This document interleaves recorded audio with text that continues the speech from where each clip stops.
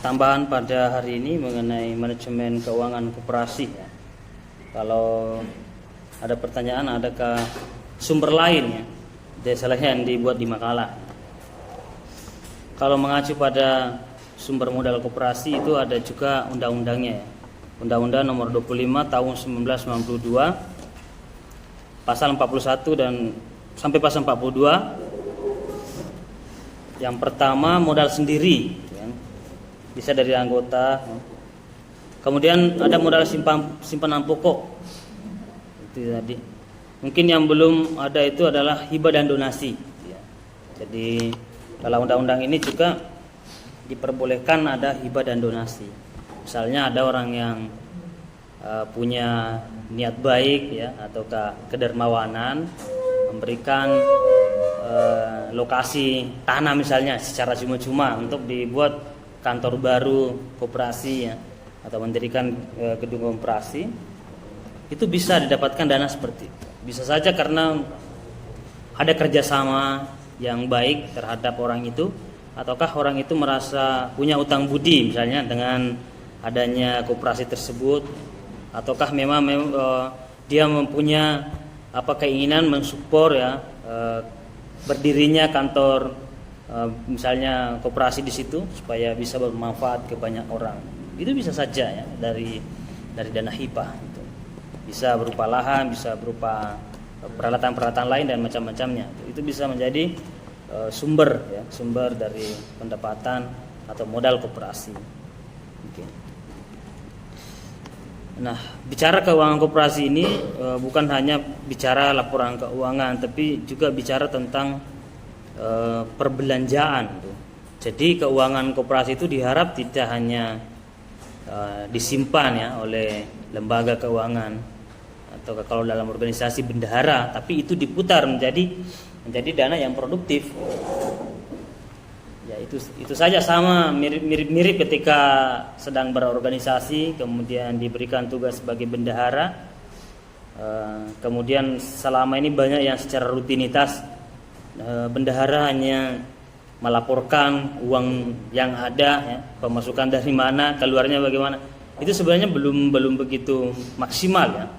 Bendahara yang baik yaitu mampu mengelola keuangan, memutar keuangan itu sesuai dengan hasil rapat misalnya, dengan permintaan dari hasil rapat, dengan gagasan-gagasan yang baru bahwa saya akan mengembangkan produk-produk lain, ataukah saya menciptakan produk yang tertentu dengan menggunakan dana dari bendahara gitu ya.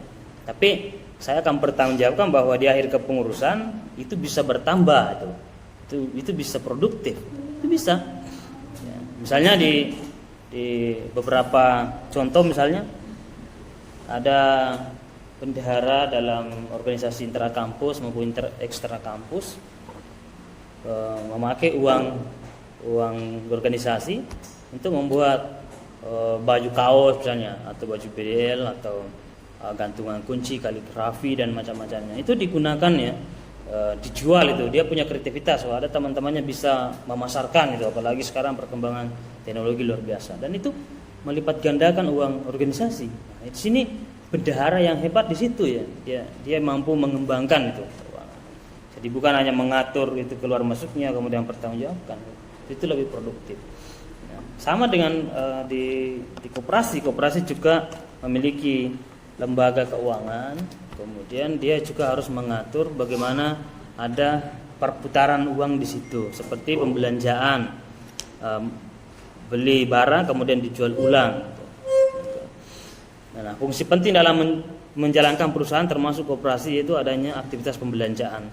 Nah, pembelanjaan aktivitas badan usaha untuk mencari dan mendapatkan dana yang dibutuhkan dan menggunakannya secara efisien. Jadi berusaha mencari dana dari sumber-sumber manapun, yang penting itu halal. Nah, kemudian dia mengolah lagi. Bisa saja hanya memindahkan produk itu dari orang pertama dibeli barang-barangnya, produknya, kemudian dijual ulang. Atau yang kedua itu menggunakan orang-orang ahli untuk mengemas ulang. Itu bisa jadi mengeluarkan modal.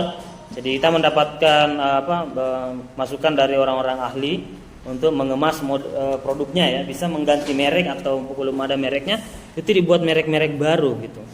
Nah, itu bisa lebih menarik ya, dari aktivitas keuangan itu bisa diputar seperti itu.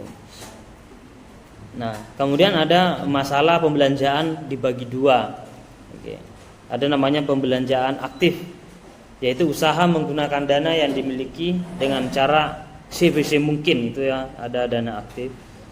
Kemudian jangan sampai ada dana yang menganggur dengan jumlah besar sehingga tidak efisien dari segala biaya, dari segi bunga ya. Jadi misalnya koperasi itu meminjam uang malah dari bank ya. Dari ada di makalahnya sumber-sumber itu bisa dari pinjaman. Nah, bayangkan kalau koperasi itu meminjam uang sekian besarnya misalnya di bank, itu kan butuh pembayaran ya, butuh bayar cicilannya gitu, untuk mengembalikan itu ya. Nah, berarti dana di koperasi itu tidak boleh mengendap tuh. Jangan diam, harus diputar terus supaya bisa berpenghasilan lebih banyak gitu. Nah, karena kalau tidak itu bisa bahaya ya, membahayakan masa depan koperasi kalau tidak ada aktivitas yang produktif itu. Karena apalagi kalau dana itu dari pinjaman.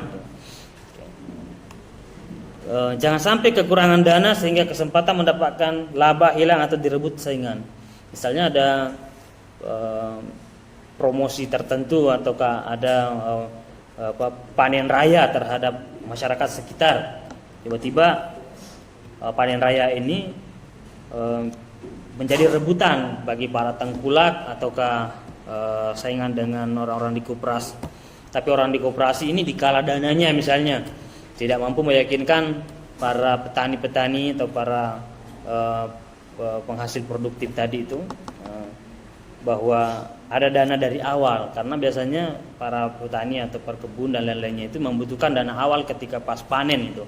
Jadi tidak dipinjamkan karena dia sudah butuh dana yang mendesak. Nah, kalau koperasi tidak memiliki dana yang cukup, itu bisa kalah saing gitu ya dengan para tengkulak yang memiliki dana yang banyak gitu.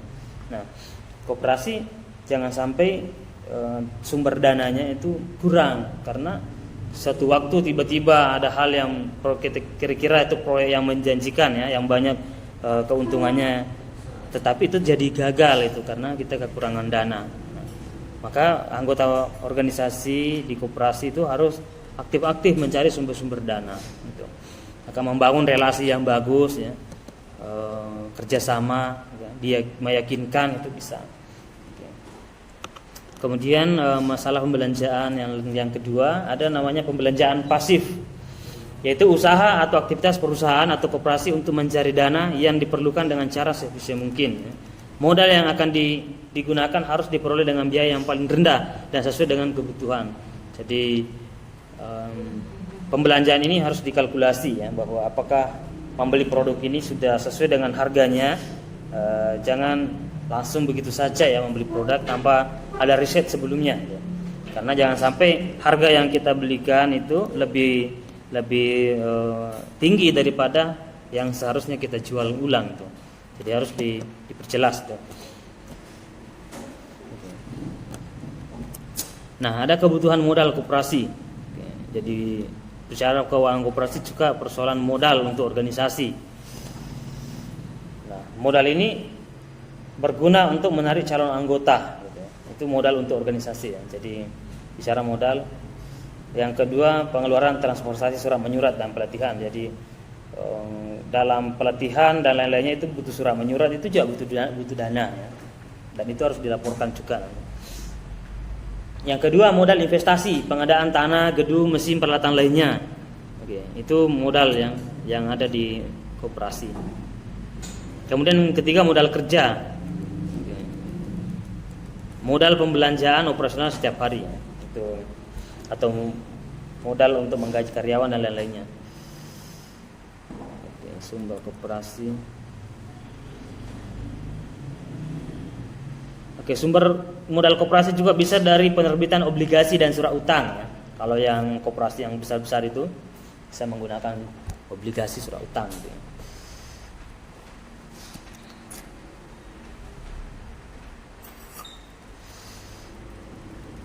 Oke, mungkin itu yang menjadi tambahan pada kesempatan ini.